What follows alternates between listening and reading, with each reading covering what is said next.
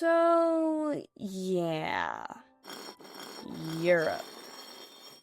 I was a kid who didn't like to be left or brought to a place where I had to walk a lot. But that's where I spent most of my childhood. 9 years later, and here's the thing they don't tell you about family trips. They're not just about the place. They're about the people you're stuck with. And I say stuck with lovingly, because since that story, a lot has happened. I no longer want to be a vet, I'm thinking about college, and I no longer despise Europe. In fact, it's one of my favorite places to be.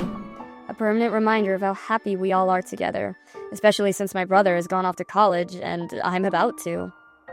And we were all one big unit.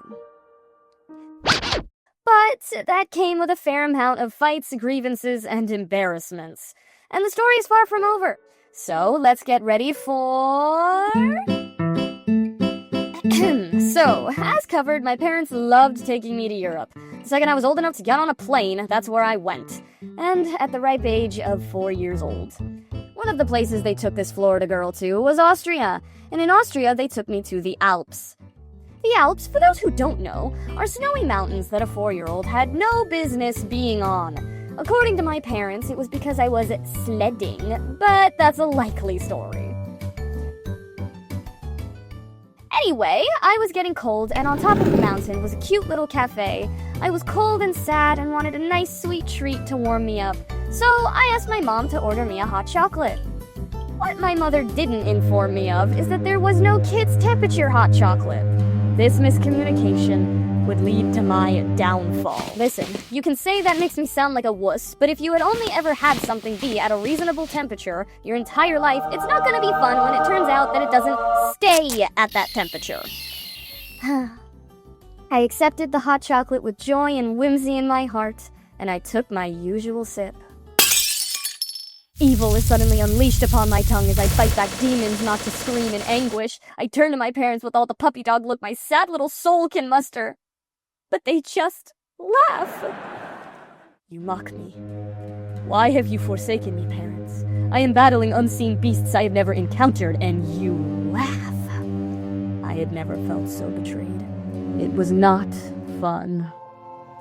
Here, honey, you can put this napkin on your mouth, maybe. It was worth a shot.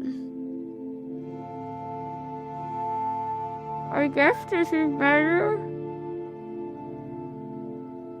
Just look at this sad creature. She didn't know what hit her. 1 minute she was cold and sad, and the next she was hot and sad. She simply couldn't win. Chin up, little Clara. I know it sucks right now, but it does get better.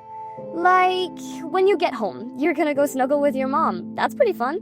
You get to see a ton of animals you can play with, too. Then you're gonna meet some good friends, graduate elementary school, graduate middle school, and soon, graduate high school.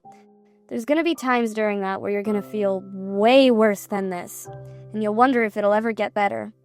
But just like how a burnt tongue can heal, so can your sorrow. We'll do so much cool stuff, even make some really cool films, like this one. Maybe one day we'll even meet some of our heroes outside of an anime convention. Hell, maybe they'll even want to work with us. It always gets better, so instead of wallowing in your sorrow of a burnt pride and tongue, let's just be happy about what's to come.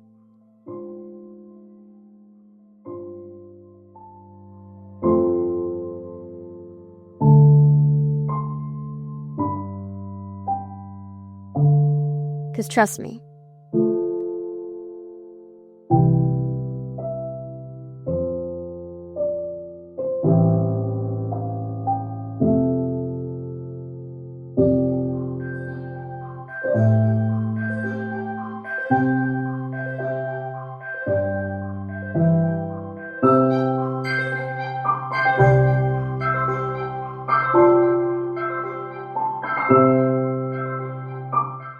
we got this.